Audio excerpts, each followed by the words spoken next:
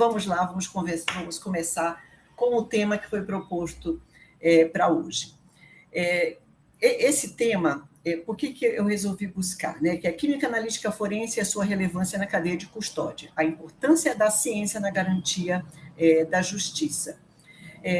Eu trouxe porque justamente quando eu estava lendo sobre a cadeia de custódia, eu comecei a ver as similaridades. Então, os analíticos irão se identificar imediatamente com o que é a cadeia de custódia, porque nada mais a lei, né, quando ela foi junto com o pacote anticrime, então ela vai discriminando, ela vai dando as definições, as etapas, né, o acondicionamento, onde que elas devem ser depositadas. Então, lembra muito todo aquele procedimento dentro de um laboratório de química analítica que é acostumado, né, a fornecer laudos. Então, não muda. Só que agora, isso é uma coisa que eu acho muito bacana, que eu usei um artigo muito legal, que é da Aline, do Jesus e do Cláudio aqui da Faculdade de Direito da USP de Ribeirão, eles escreveram e o tema, eu até indico ele, está aqui na minha apresentação, vocês vão ver, eu adorei, né, que eles escreveram assim: cadeia de custódia. O que era apenas recomendação de boas práticas, agora é lei. Então, é isso mesmo que vocês estão entendendo. Tudo aquilo que nós consideramos como boas práticas, aqui dentro desse contexto, é lei. E isso tudo para garantir a justiça. Ok, então vamos lá. Quando nós pensamos, né, o que é o crime, a gente sempre pensa, isso aqui é o que vem na cabeça da maioria das pessoas, uma cena de crime, né, mas ele vai em diferentes contextos. Mas, ok, vamos nesse aqui, que é a primeira coisa que vem na cabeça das pessoas, né? A criminalística e a cena do crime. Veja bem, esse trace é o que muitas vezes pode existir alguma confusão, nós chamamos de vestígios, né? Então, é a partir da avaliação desses rastros, né, desses vestígios que são deixados tanto pelo autor do crime quanto pela vítima, que acontece todo o exame do corpo de delito pela criminalística. Então, você fazer o gerenciamento, né, dessa cena do crime, isso é uma tarefa que ela requer muita técnica e experiência. Então, a pessoa que vai lá, ela deve ser realmente alguém que vai saber o que está fazendo.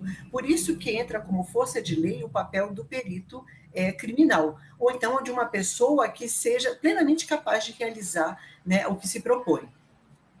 Muito bem. Por que nós precisamos ter todas essas garantias? Porque a partir do processamento, né, desses vestígios materiais e imateriais é que nós vamos construir a narrativa dos fatos. Ou seja, nós não podemos ter nenhum tipo de deslize, nenhum tipo de falha, né, nessa condução, porque isso pode inviabilizar todo um processo. Então, muito bem. Então, o que é preciso? Nós precisamos, né, que nós tenhamos técnicas muito bem estabelecidas para que se possa reconstruir os fatos de maneira fidedigna. Todo vestígio, né, ele deve ser adequadamente documentado da sua origem. O que é a origem? É a cena do crime que vocês estão vendo, até o seu destino, onde vão ficar condicionados esses vestígios. No caso, eles podem, como prova material, possam inferir como valor legal, né? Que ele tem um valor legal em um julgamento. Tá? Então, isso é a cadeia de custódia. Tá? É todo esse cuidado com a amostra, desde o recolhimento da cena do crime até o acondicionamento. Se for o caso, que ela tenha o peso, né, o valor legal. E como é que era no Brasil antes disso, né? Porque isso, quando eu falo cadeia de custódia, isso é algo muito recente, tá? Isso não é uma coisa que existe há 10, 20 anos, não. Por isso que aquele artigo da Aline, do Jesus, do professor Cláudio, né? Por isso que eles falam que o que eram boas práticas agora é lei, né? Porque no Brasil, os procedimentos que se relacionavam a esse gerenciamento dos vestígios, né, era tudo ficava a cargo dos órgãos de investigação, né? Não tinha exatamente assim uma padronização. Olha, imagina, isso para o analista até arrepia, né? Então não tinha assim uma padronização e uma determinação legal. Qualquer outro tipo de definição ou questionamento, né? Isso ficava a cargo da jurisprudência. Então foi muito bom quando isso veio para poder ter essas definições e transformar em lei.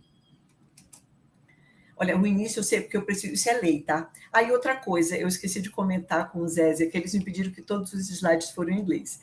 Eu até conversei, perguntei para a Aline, perguntei para outros se existiam essas leis, né? Em inglês elas não têm. Então, assim, Deus me livre eu fazer uma tradução, eu não sou juramentada a traduzir o que é lei. Inclusive, esses grifos, como vocês estão vendo aí, ele é da minha parte, isso não existe, tá? Então, eu grifei só para chamar a atenção. Então, eu acho até que eu não sei, eu acho que eu poderia fazer isso. Então, isso é lei, eu não fiz a tradução por conta de que eu não sou juramentada e eles também desconhecem se existe. Me parece que nem a Constituição nós temos traduzida. Se alguém tiver aí juramentado, me fala que eu quero, tá?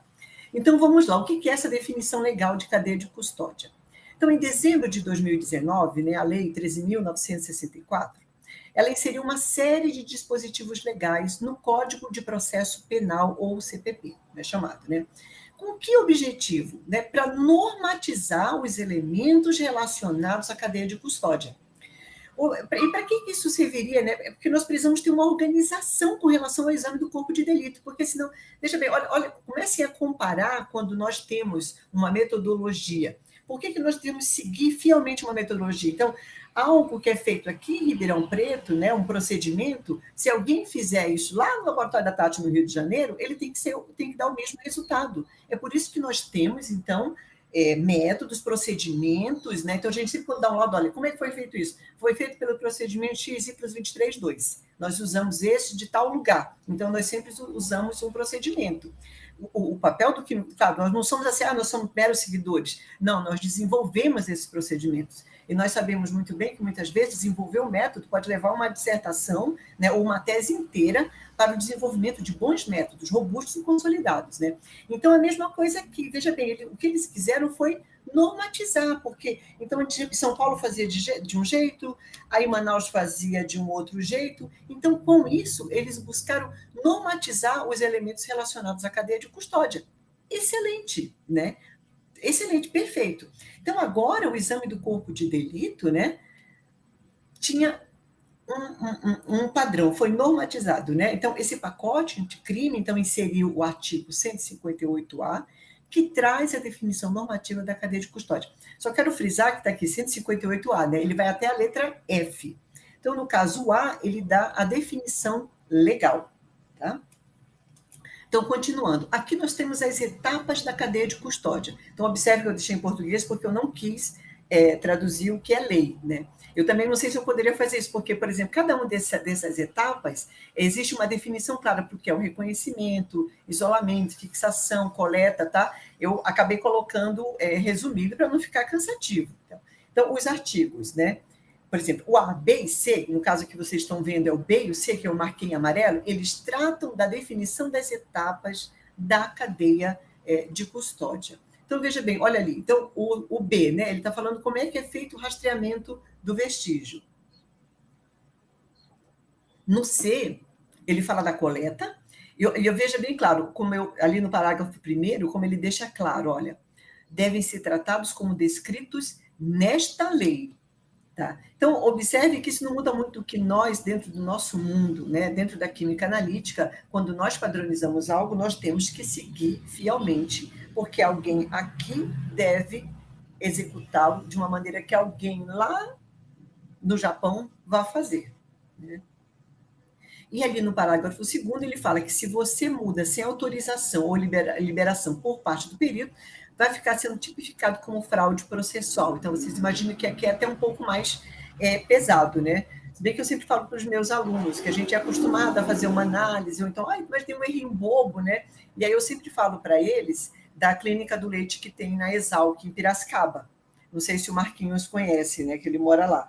Essa clínica, eles fazem caracterização, então eles fazem várias análises para indústrias grandes, como a Nestlé, por exemplo, né?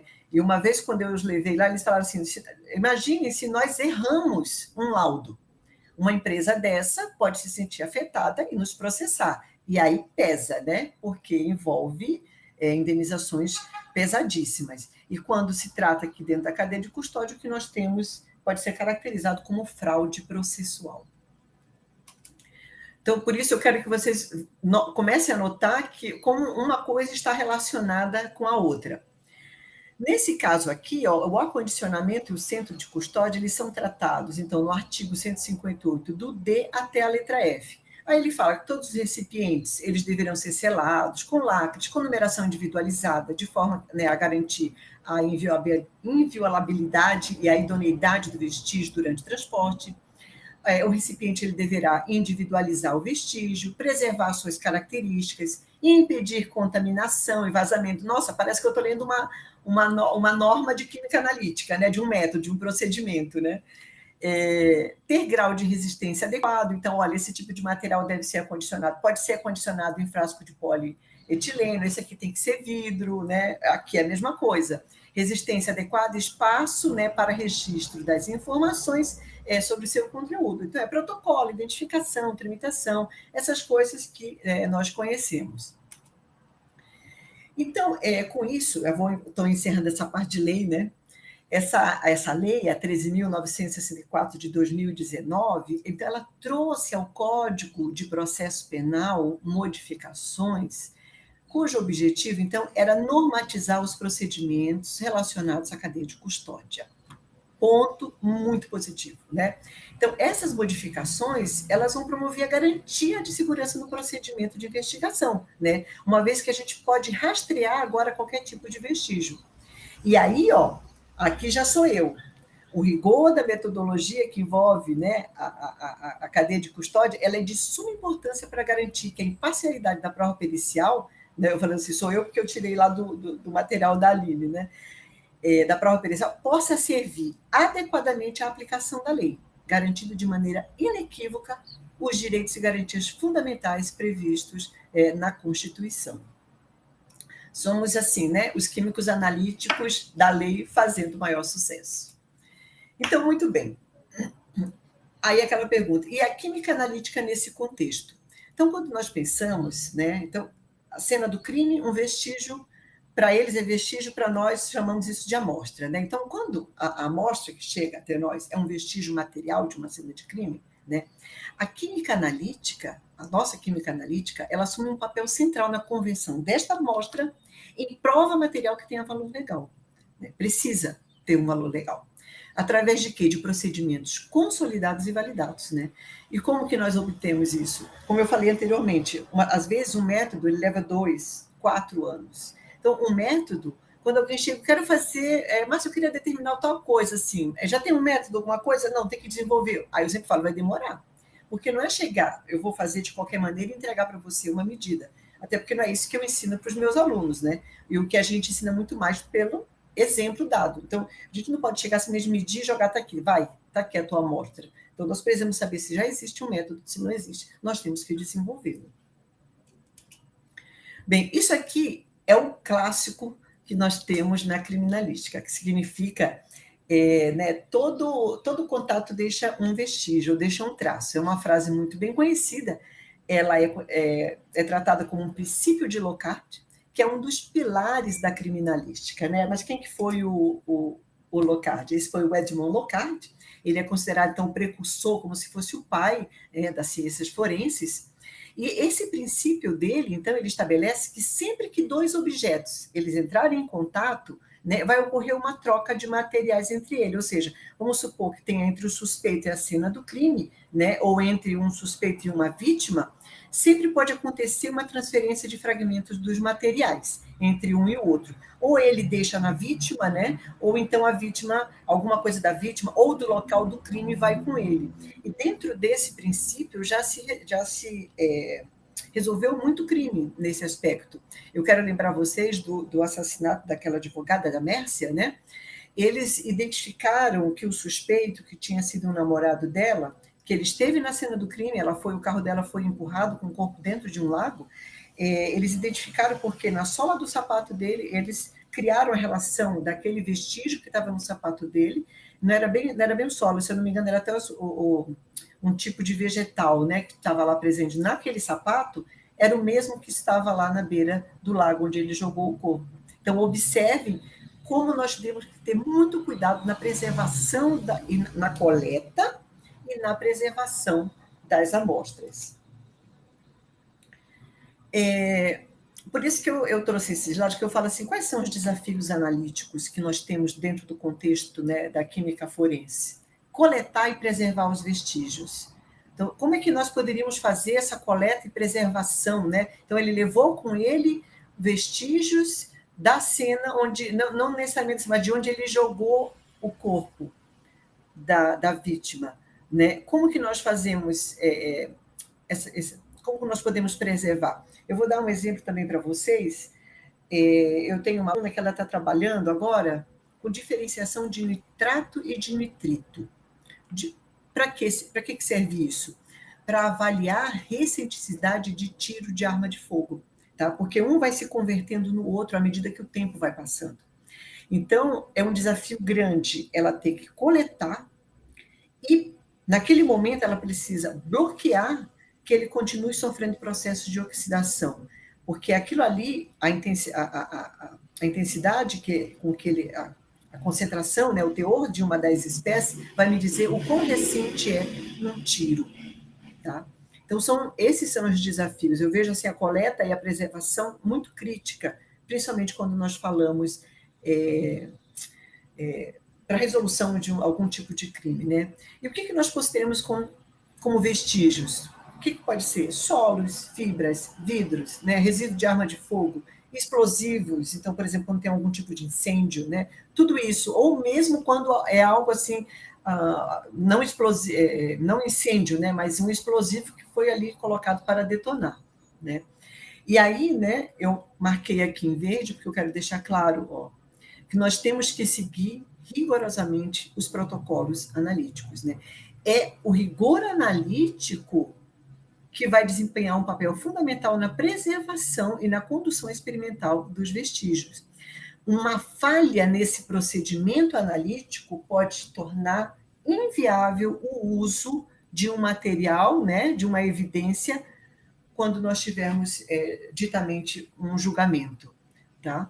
Então, isso, claro, isso pode, se alguém derrubar essa prova, né, isso você pode também, digamos assim, o júri poderia até estar convencido, mas se alguém apresenta, dizendo, olha, mas não foi feito de acordo com o que era esperado, pode acontecer isso e isso, então ele pode derrubar uma prova, né, e pode atrapalhar todo um julgamento, tá?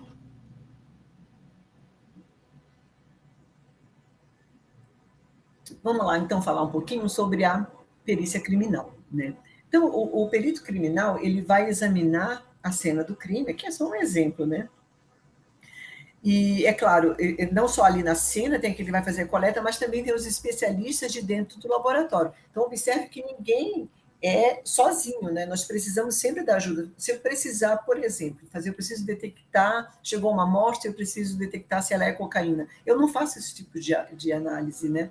Eu tenho que correr lá com o Bruno, que ele é que vai fazer esse tipo de determinação para mim. Ele que vai dizer, pelo menos ou qualitativamente, né, se é ou não cocaína. E vai emitir um laudo. Então, observem que de onde saem os peritos? Eles passam pelas universidades. Então, eu vejo assim que não tem como a gente separar muito bem. Às vezes, as pessoas, não, mas aqui está a academia e aqui está, né, os peritos, como se nós fossem duas coisas distintas. Nós não somos duas coisas distintas. Primeiro, porque todos os peritos passaram pelas universidades. Né? Muitas vezes eles gastaram 4 anos para desenvolver algum tipo de trabalho. Né? E a universidade ela continua fomentando e fornecendo procedimentos para que eles tornem cada perícia, né, a mais fidedigna possível, para que a gente possa revelar a verdade dos fatos para qualquer tipo de crime. Então, claro, se é química analítica, nós temos que ter análises definitivas. Existe o que eles consideram para as técnicas, né, elas são categorizadas em A, B e C. Olha, para falar a verdade, por exemplo, às vezes, nossa, mas eu não estou vendo absorção, eu não estou vendo alguns tipos de técnicas, né? Eu sempre acho, porque eles consideram como se fossem absolutas, eu sempre acho que o conjunto das técnicas é que nos dá, né, a veracidade de uma determinada análise. Então, tudo bem, realmente algumas serão definitivas, mas o conjunto de outras também farão a diferença na hora de emitir um laudo. Só que assim, eu tenho uma cena do crime, será que eu tenho todos esses... Será que um determinado laboratório vai ter todos esses tipos de equipamentos? Nós sabemos que essa não é verdade. Nós gostaríamos muito que fosse a verdade de boa parte do país um laboratório como o Instituto Nacional de Criminalística, ou mesmo como o da Polícia Civil do Estado de São Paulo. Isso, infelizmente, nós temos diferentes Brasis. Né? Infelizmente, porque pelo menos em cada região poderia ter super laboratórios para que pudesse concentrar. Mas o fato é que, mesmo dentro de universidades, muitas vezes nós não conseguimos ter todas essas técnicas. Então, como que o perito faz para fazer a apreensão? Ele não vai carregar debaixo do braço, né, o verniz, né? Ele não tem como, muito menos um cromatógrafo. Para isso serve o que nós chamamos, que são os testes rápidos. Tá? Nesse caso aqui, são para narcóticos. Aí, de novo, está em português, porque isso é lei, tá bom? Eu coloquei qual é a relevância, né? Então, isso está previsto em lei, o uso, né, de testes rápidos para fins de apreensão. Só que, assim, nem sempre o material ilícito ele vai estar facilmente reconhecível. Então, assim, quando as pessoas, né, encontram esse tipo de tijolinho, né? Ah, tá, olha, isso aqui a gente já sabe. Mas nem sempre, tá? Ele vai estar nessa forma ou de uma maneira. Eles estão cada vez mais sofisticados. Gente, vocês já viram que eles estão colocando debaixo de navio para transportar do Brasil para a Europa? É uma coisa assim que você não... É impressionante a criatividade para poder fazer o transporte. Eles estão sempre procurando tentar fugir, né, da fiscalização. Bom, eu coloquei isso aqui porque os cães farejadores, eu sou uma cachorreira, né? Eu achei essa foto assim, extremamente fofa. Quais são os principais testes qualitativos? Então, qualitativo porque ele só vai dizer se tem ou não. Então, por exemplo, o Fast Blue, ele é usado para maconha. Então, se aparece um torrão como esse, né, ele vai dar esse tipo de cor para maconha. O teste com o tiocenato de cobalto, ele dá azul para cocaína. Tem os testes de Max, que são para as anfetaminas, né, e o de Ehrlich, que é para o LSD. Então, todos eles, se você pinga, ele muda de cor e caracteriza. Nossa, mas isso é absoluto? Isso é confiável? Pois é, testes rápidos, né? Porque a partir disso, eu acho que eu pulei desculpa. Né? Todos são testes rápidos. É muito bom quando eles funcionam perfeitamente. Então, esse aqui, por exemplo, ele é rosa, esse aqui é a solução, né, do teste Scott. Quando tem cocaína, não sei se vocês estão conseguindo enxergar, tem um pozinho branco aqui, né? Que estava dentro desse... foi o Jesus que me deu essas fotos aqui. Eu não lembro se era um bombom ou se era uma barrinha energética, eu não me lembro, mas foi um material apreendido que estava recheado com cocaína. Então, quando você pinga o teste Scott, ele fica imediatamente azul, dando o resultado positivo. Mas aí nos vem as preocupações. Seria possível ele dar um falso positivo? Existe um artigo que é do professor Wanderson Romão, muito bom, esse artigo aqui da Química Nova, que eu trouxe porque eu gosto muito desse estudo que o professor Romão fez, né? Então, ele foi fazendo como é que o teste Scott se comporta na presença de diferentes substâncias, tá? Então, ali nós temos a fenacetina, cafeína, amido, ácido bórico, manitol, todos eles deram negativo. Que bom, né? E aí embaixo, né, ali na letra F, vocês vão ver, é a cocaína, prometazina, lidocaína, tá? Ali do outro lado nós temos o fermento e leite em pó. Então, o resultado lilás, né? Então, o vermelho, resultado negativo, azul, resultado positivo. E a cor lilás seria um resultado duvidoso. Muitas vezes o que eles falam? Eles colocam acetato de etila e aí o azul fica intenso. E isso acontece, sabe com quem? Infelizmente, com o leite em pó. Eu não vou comentar muito, mas acho que já teve um caso aqui, foi em São Paulo, no estado de São Paulo, de uma mãe que o bebê passou mal e viram um pozinho branco aqui. Fizeram o teste, deu um falso positivo, porque, como vocês notaram, o leite em pó ele dá um resultado duvidoso. Se você coloca o acetato, ele fica azul, né? Então, essa mãe foi presa porque pelo teste de apreensão, na realidade, isso deveria ter sido, tudo bem, recolhe, e aí nós temos que mandar isso para fazer realmente uma análise para ver se isso seria cocaína. E não era leite em pó, que tem um erro de um teste qualitativo. Então, esses cuidados, então, observem bem, nós precisamos tomar muito cuidado com os testes qualitativos, tá? E isso é uma coisa que nós precisamos desmistificar também do outro lado, com as pessoas que trabalham com a criminologia. Então, nós temos a criminalística, que geralmente é um corpo diferenciado, que são os químicos, físicos, e todo mundo que trabalha em prol da cena do crime, né? Para fazer um exame de corpo de delito. E a criminologia. Tem psicólogos, advogados, né? E aí, no encontro que teve sobre a criminologia na Colômbia, que eu fui em fevereiro, eles têm uma percepção de que tudo que nós fazemos é exato, sem questionamento.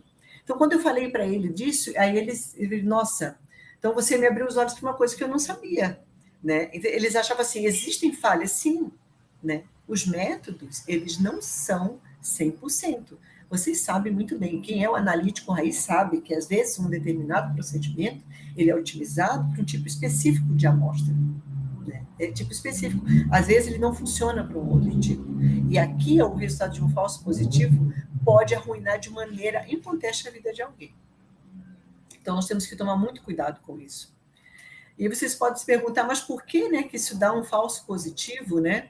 Então, observem que aqui está a estrutura do nosso composto e ele se liga a grupos amina. Então, que é o caso dos que podem dar o falso positivo, infelizmente, tá? Então, essa aqui é uma figura que foi do livro de Fundamentos de Química Forense, né? É um outro livro, né, também que existe, onde ele mostra a estrutura e o teste positivo para a cocaína. E aqui é uma coisa que eu gosto muito de comentar, porque eu tive a satisfação de ajudar a resolver, né, esse problema, que foi esse caso. Isso aqui aconteceu em 2016, tá?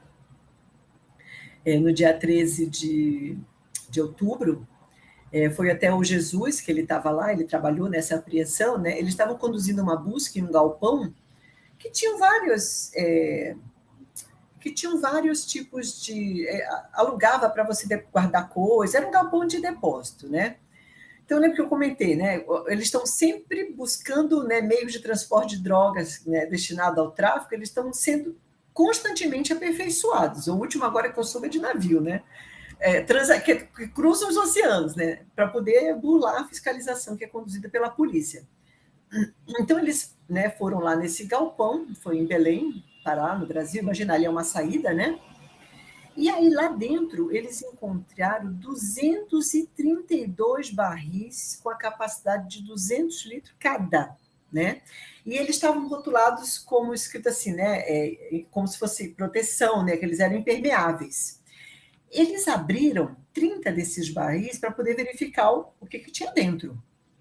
Então, quando eles abriram, eles notaram que era um líquido escuro, viscoso, tipo lama asfáltica, tá? E coletaram da superfície e do fundo desses barris. Só que uma coisa que eu lembro de Jesus comentou, que quando abriu, ele tinha um odor muito característico de cocaína, da pasta base de cocaína, tá?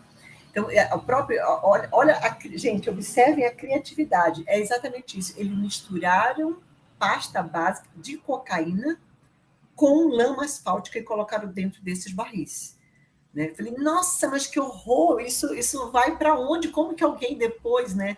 E olha, depois ela sai branquinha, pura, perfeita, impressionante, sai tranquilamente. Só que, ok, eles acharam. E aí, para poder fazer a apreensão, veja bem, eles não estão com um cromatógrafo debaixo do braço, né? Para poder atestar se era cocaína. Então, faz o quê? Faz o teste Scott. Para isso. E o que foi que aconteceu? Quando eles fizeram o teste Scott, nessas amostras, o resultado deu negativo. Tá? Só que o odor era característico.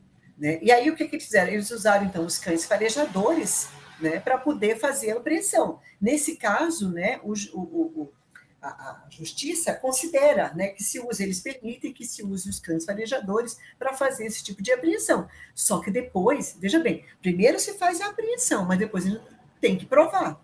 Vem a prova. E aí vem todo o trabalho de bancada, vem todo o trabalho de laboratório. Tá? Então, essas amostras, então Jesus chegou, ele veio aqui para Ribeirão, acho que o Bruno trabalhou um pouco no laboratório do Bruno, e do nosso lado nós fizemos uma outra parte. Como que nós dividimos o trabalho, né? Então, para poder detectar cocaína, eles fizeram uma sequência, tem todo um roteiro, tá? Eles acidificaram, depois eles fizeram uma extração líquido com metanol, né? Que resultou num pó branco, que foi confirmado, era cocaína, né? Por CGMS. Confirmado. E aí veio a outra pergunta: por que que deu negativo nesse teste? Então, primeiro nós pensamos assim, essa era uma dúvida que o Jesus tinha, né? Nós chegamos a pensar, será que tem um bloqueador de função ali naquele, né? Está bloqueando? Eu falei, nossa, mas isso é muito sofisticado. Eles iam gastar muito dinheiro, né, colocando um bloqueador de função. Na realidade, era algo muito mais simples. Não precisava de bloqueador. A própria lama asfáltica, ela possui concentrações consideráveis de ferro, né? Mas isso não foi assim, eu estou falando, tá simples agora, né? Então, nós fizemos vários testes para prata, bário, mercúrio, manganês, níquel, chumbo, ferro, zinco, todos eles que seriam metais, né, elementos que poderiam estar presentes na lama asfáltica. E aí, quando nós fazíamos os testes, né, eles. Claro, a gente faz tudo de maneira diferenciada, então dava azul. Somente quando o ferro estava presente, ele ficava vermelho. Claro, o teste de Scott, lembra, ele é um tiocenato de cobalto, né? E o ferro com tiocenato é o teste mais característico que existe, aquele vermelho que parece sangue. E não era porque tinha cocaína, pasta base de cocaína, lama asfáltica, que o ferro deixou de ter adoração pelo tiocenato, né? Lá ele fez, né, o complexou e deu aquela coloração vermelha. No caso, ele deslocou, né, porque estava o cobalto a preferência, mas ele desloca, porque o ferro tem uma altíssima afinidade, então, em vez de ficar azul, ele fica vermelho, que é a cor preferencial. Então, nós fizemos e para justificar que era o ferro mesmo, nós fizemos uma extração bem ácida da lama asfáltica, claro que o metal tinha que sair para o ácido, né? Então, nós fizemos uma extração bem ácida e, a partir daí, fizemos as diluições e fizemos a leitura em chama. Tá? E, de fato, era ferro que estava presente, por isso que na lama asfáltica o resultado do teste qualitativo deu negativo. E que bom que eles tinham os cães farejadores para poder fazer a apreensão. Eu gostei muito é muito bacana participar disso, né, e dar uma contribuição. Esse é um outro teste também que é muito utilizado para se detectar o LSD, né, que é o ácido lisérgico. Então, eles vêm assim com essas figuras bonitinhas, coloridas, como vocês estão vendo, né? Então, e o composto que dá o teste positivo.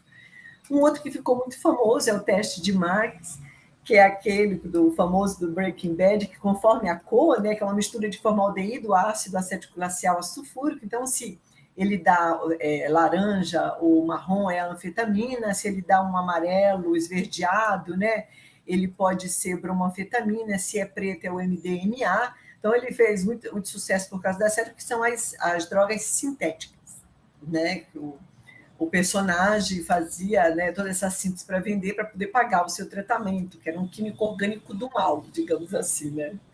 E sintetizava muito bem as drogas, e era um químico. Enfim. E aqui só, já que estamos aqui, né, para aproveitar, falar o que são os mitos e o que são fatos, né? Que existe, as pessoas perguntam se a cocaína e o crack, se eles possuem ingredientes que são muito diferentes. No início, o crack ele surgiu como reuso do refino da cocaína. Tá? Só que hoje, uma banca que eu participei do professor Bruno, tá, o professor José Luiz aí da Unicamp, então ele me disse que já existe hoje crack puro, né? Uma coisa muito de melhor qualidade, que muitas vezes eles fazem um acompanhamento em pessoas, às vezes para saber se em leite ou então em sangue, urina, né? Eles usam marcadores, então o crack tem um marcador específico para ele, tá? E aí a diferença entre o usuário de cocaína e o crack, por que dá tanta diferença? E tem o ox também, né? Então são os três ali permeando. É que a cocaína eles usam para cheirar, então é aqui, né? Então, é diferente. Então a pessoa às vezes fica 50 minutos, fica muito tempo sob o efeito da droga. Enquanto que o crack, né, ele é fumado.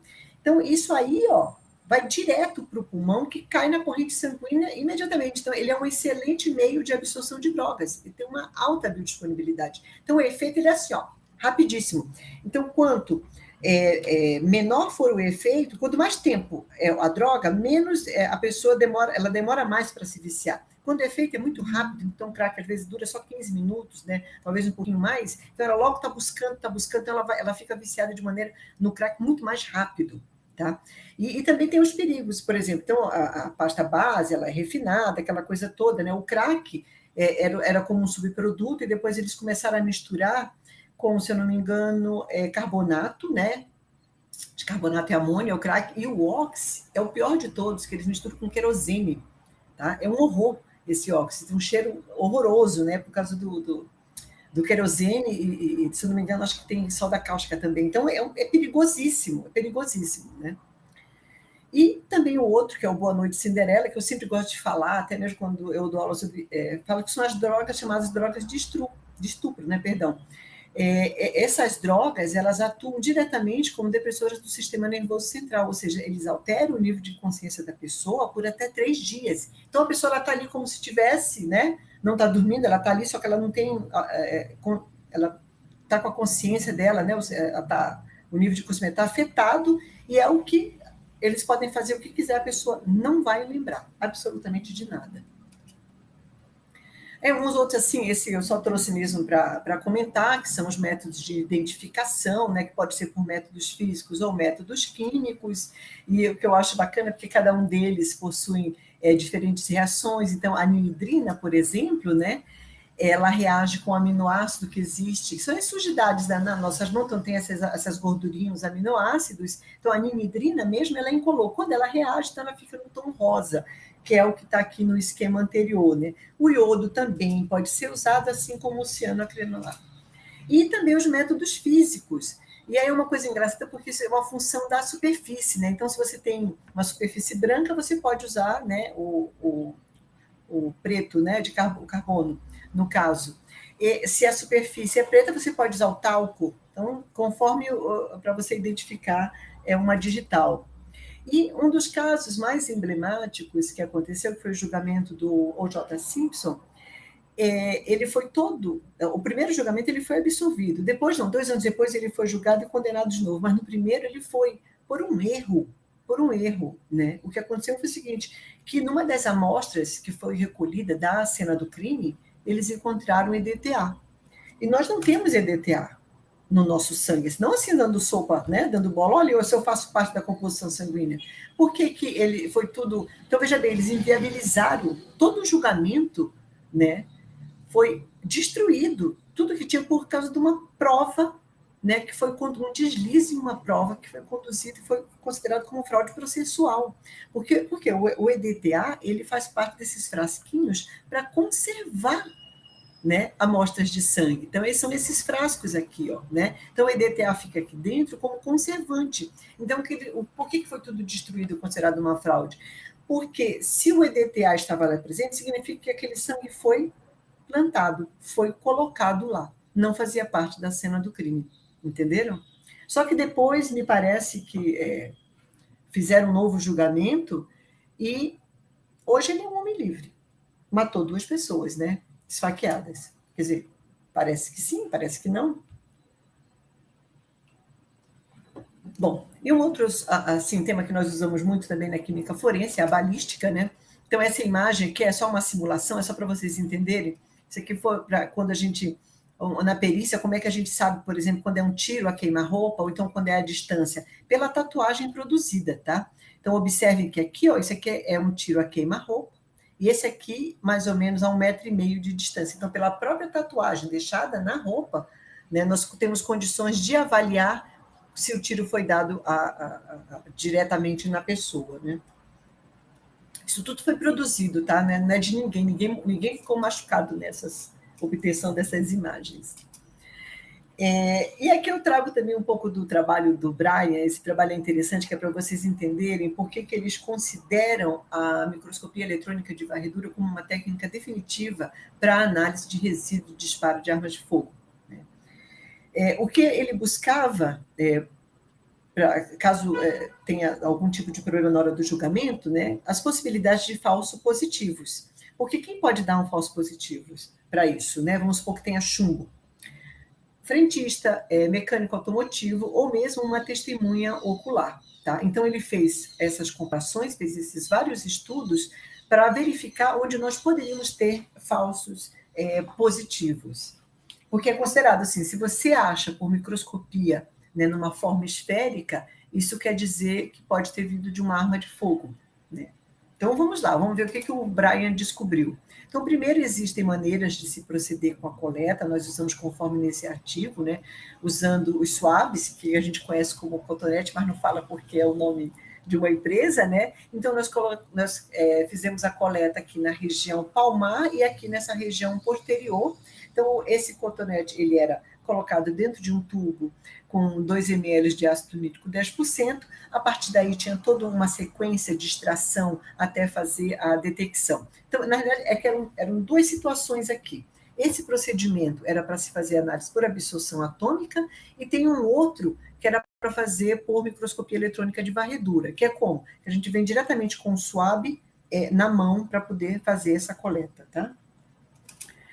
Bom, o que ele notou, isso aqui é para um atirador, né? Essas foram as concentrações de chumbo, bário e antimônio. Então, vocês notem, né, que chumbo.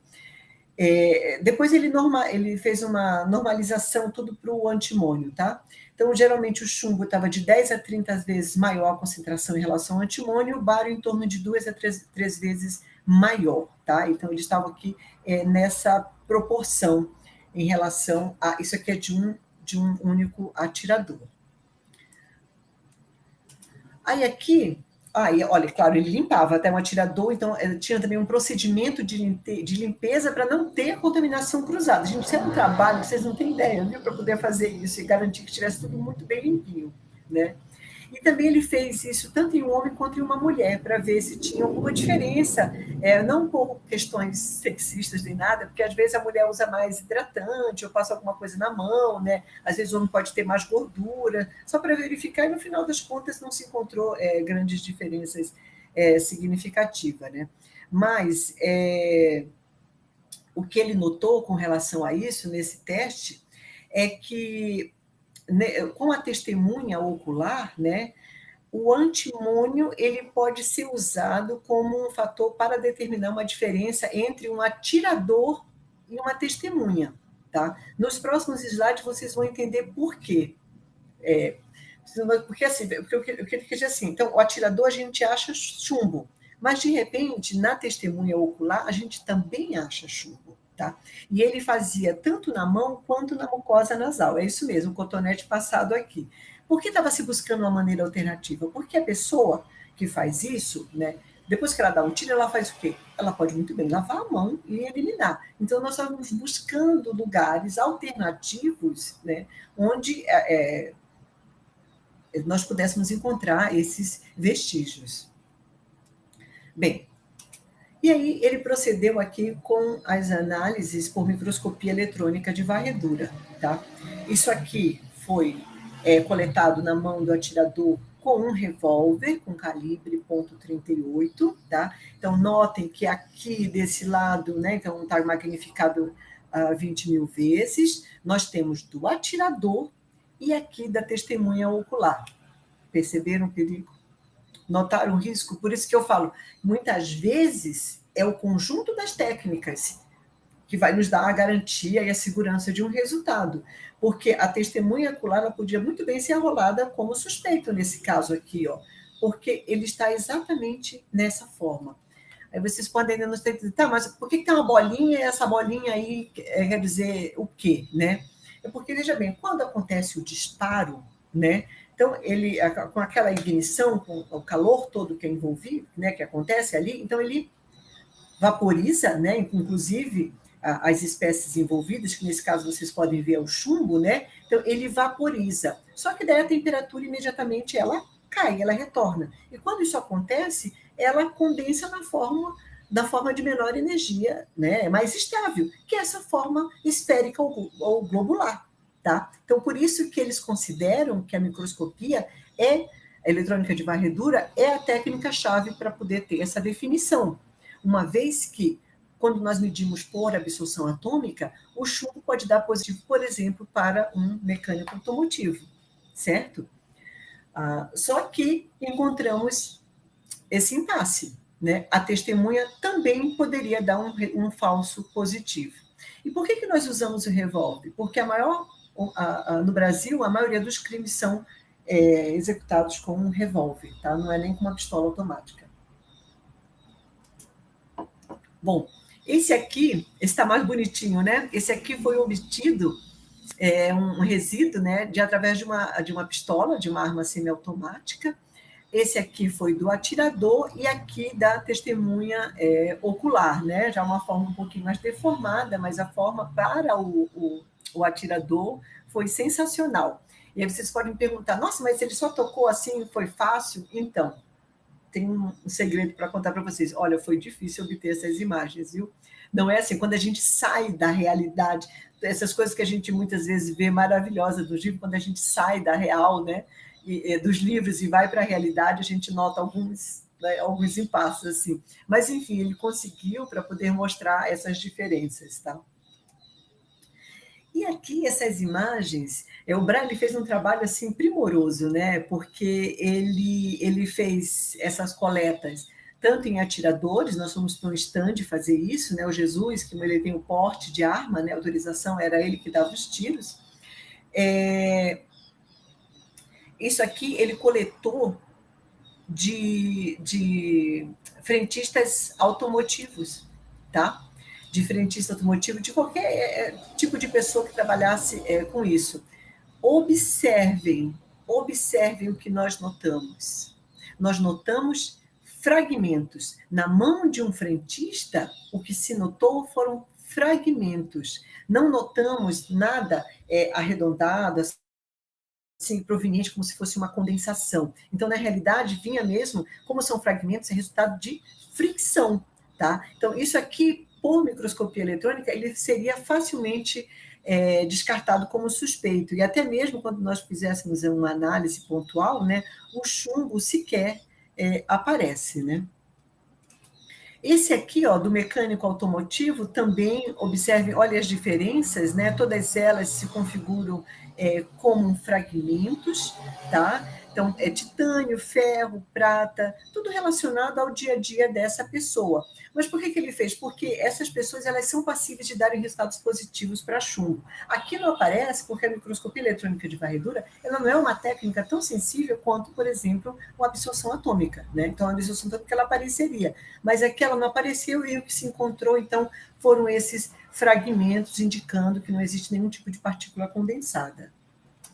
E esse aqui, então, foi de um eletricista, e aí notem, surpresa, encontramos, então, partículas condensadas, né? Que se você tem somente a microfotografia, você poderia pensar que isso, então, é um vestígio de disparo de arma de fogo, só que quando nós fazemos, o que nós notamos é ferro, tá? É ferro e algum outro componente, provavelmente da onde? O que o eletricista trabalha muitas vezes? Com solda, né? Então, aquela temperatura elevada vaporiza e alguns desses, na hora do vapor, alguns desses metais, né, eles condensam dessa forma e ficam na mão dessa. Então, tudo foi coletado da mão dessas pessoas, né? Ele foi lá, né, e fez essa coleta, tá? Então, além dos fragmentos, ele encontrou, mas nada que indicasse que ele andou dando algum tiro, porque na realidade era proveniente de solda. Tá? Era esférica, como esperado, mas resultado da solda. E só para, eu acho que eu estou olhando aqui, já estou passando acho que do meu tempo, né, algumas considerações, né, desse trabalho dele. Então, ele observou que chumbo, bário, estrôncio, nós conseguimos detectar satisfatoriamente por chama, mesmo o bário, que quem é da área sabe que ele é muito complicado de se detectar, né, mas ele conseguiu fazer um trabalho maravilhoso, otimizando todos os procedimentos, os modificadores adequados, né? E ele calculou, inclusive, o tempo. O processo de extração até a determinação, ele demorava em torno de 1 hora e 15 minutos para poder concluir. Né? Nessas amostras provenientes dos disparos de arma de fogo, né, o chumbo ele foi o mais abundante, tá? A mucosa nasal, então, ela não foi considerada uma região muito apropriada para a coleta, porque, às vezes, as concentrações foram muito baixas mesmo, né? Então, acabou sendo discriminatório quando nós coletamos de outras regiões da testemunha ocular, então, ela podia até ter o chumbo, mas ela não tinha, por exemplo, o antimônio, certo? E essas análises que foram realizadas pela microscopia com EDS, né? Essas partículas características, né, esférica ou globular, elas foram detectadas nas amostras, tanto no atirador quanto na testemunha ocular, o que poderia ser considerado um falso positivo, mas com o cruzamento das informações por absorção atômica em chama, isso poderia ser facilmente descartado, certo? Então, esse foi um trabalho lindo do Brian, né? Uma parte dele está naquele livro, que eu vou mostrar para vocês, uma parte desse trabalho está num livro, né? E eu quero mostrar para vocês os livros que já saíram desse departamento. Então, Jesus, né? Por isso que eu falei, ele é uma pessoa muito voltada ao ensino da forense, de um modo geral. Então, ele é autor do livro de locais de crime, ciências forenses, esses fundamentos de química forense, né? Tá a professora Aline, os outros professores. Eu também escrevi um capítulo, acho que 2 ou 1 capítulo, acho que é um desse livro, e tem vários docentes também.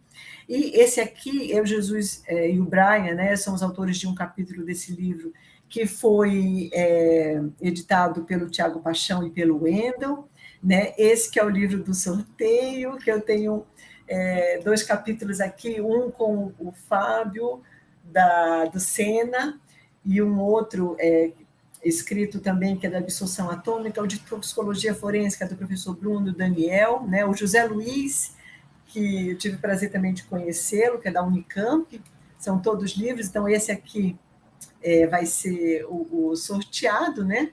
E só para concluir, eu quero então convidá-los também a participar do próximo Encontro Nacional de Química Forense, que irá acontecer um congresso integrado com o Encontro da Sociedade Brasileira de Ciências Forenses, que atende também não apenas a parte da ciência forense, mas também não só química, mas atende também toda a odonto, enfermagem, psicologia forense, toda a parte de criminologia, direito, né? Então, já estão abertos, tem cursos sensacionais, autenticação de obras de artes, temos também em 3D, né, para vestígios. Então, deem uma olhada lá. Nós estamos terminando, vamos confirmando todas as palestras. Dei uma olhada que vai ser bem legal, vai ser aqui em Ribeirão Preto, né? É calor, a gente compensa tomando um chopp bem gelado, feito aqui mesmo também em Ribeirão Preto. E uma outra coisa que eu quero, faço questão de divulgar para vocês, eu faço parte de um projeto Erasmus, que é com a Europa, que chama Success, que nós estamos colocando, vamos estabelecer aqui em São Paulo uma especialização em criminologia na Universidade de São Paulo, então vai ser uma pós-graduação lato sensu. Ela, veja bem, não é um mestrado, é uma especialização em criminologia, tem previsão de início em 2023. Nós vamos oferecer 40 vagas, você não paga nada, né? Você pode se especializar em criminologia sem pagar nada, tá? Pelo menos no início, enquanto tivermos fôlego e recursos do Fundo Europeu, né? Esse curso vai ser ministrado de maneira gratuita. Então, nós temos os professores daqui que receberão treinamento, né, nas universidades europeias, e eles também, os professores europeus também virão para cá, e é um projeto não só no Brasil é a USP, a UFMG, nós temos a Colômbia, o Peru também está participando, tá? Então é um grande projeto, nós queremos melhorar o ensino, né, da criminologia na América Latina, tá? E é coordenado pela Universidade de São Paulo. E bom, aqui tá, eu quero agradecer a todos vocês, essa é a minha turminha, essa foto foi tirada ontem, depois da aula de Fundamentos de Química Analítica, aquele curso bem raiz mesmo, né? Eu estou aqui, e eles pediram para avisar que eles só tiraram a máscara, eles me pediram, eu estou dando recado, eles só tiraram a máscara para bater a foto, né? Eu estou aqui com a minha máscara, meu caderno, meu microfone, gente, porque de máscara, né? Sem o fone e o microfone não tem como, né, dar uma aula para mais de 60 alunos, e eu quero finalizar também algo que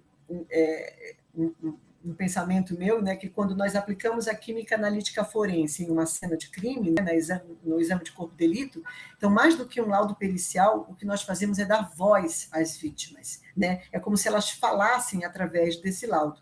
Então, que por intermédio dos vestígios que elas deixam ou que foram deixados, né, elas vão nos revelar, então, a verdade dos fatos.